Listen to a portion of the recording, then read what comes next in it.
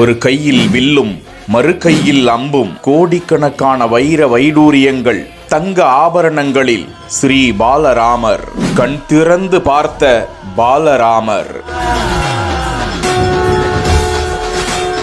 மஞ்சள் சிவப்பு நிற பட்டாடையில் கையில் தங்கத்தால் ஆன வில் அம்புடன் காட்சியளித்தார் ஸ்ரீ பாலராமன்.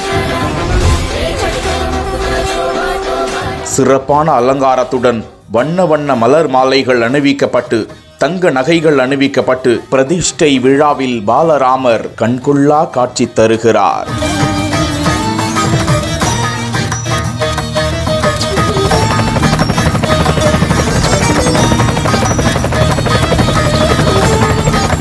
முன்னதாக குழந்தை ராமரின் கண்களில் மூடப்பட்டிருந்த துணி அகற்றப்பட்ட கணம் உலகத்தை அந்த வெங்கடேச பெருமாள் கண் திறந்து பார்த்ததாக வலைதளவாசிகள் லட்சக்கணக்கானோர் ஸ்ரீராமர் வாழ்க என முழக்கங்களை எழுப்பி வருகிறார்கள். முன்னதாக ஸ்ரீ பாலராமர் சிலை பிராண பிரதிஷ்டை பூஜைகளை பிரதமர் நரேந்திர மோடி தலைமை ஏற்று செய்த காணொளியை பார்த்து கொண்டிருக்கிறோம். பிரதிஷ்டைக்கு முன்பாக புஷ்பம், பழம், மூலிகைகளை கொண்டு ஸ்ரீ பாலராமர் சிலைக்கு சிறப்பு அபிஷேகம் நடந்தது.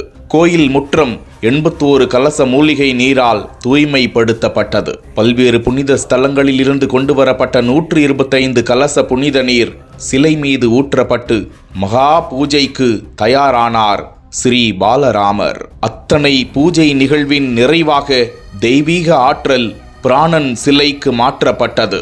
இந்த நிகழ்வானது மந்திரங்கள் ஓதப்படுவதன் மூலமாகவும் முத்திரைகள் மூலமாகவும் மேற்கொள்ளப்படும் என பல வேத பண்டிதர்கள் தகவல்களை வெளியிட்டுள்ளனர்.